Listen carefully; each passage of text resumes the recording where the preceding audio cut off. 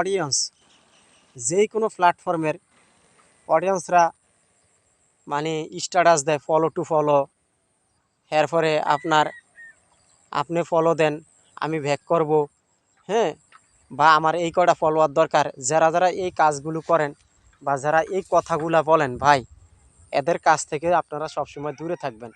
কেননা এরা আপনাদেরকে সহযোগিতা করবে না। ইউটিউব কন, টিকটক কন, ফেসবুক কন, এরা আপনাকে সহযোগিতা করবে না। যারা ফলো টু ফলো ব্যাক চায়, সাবস্ক্রাইবার চায়, এদের কাছ থেকে আপনারা সবসময় দূরে থাকবেন।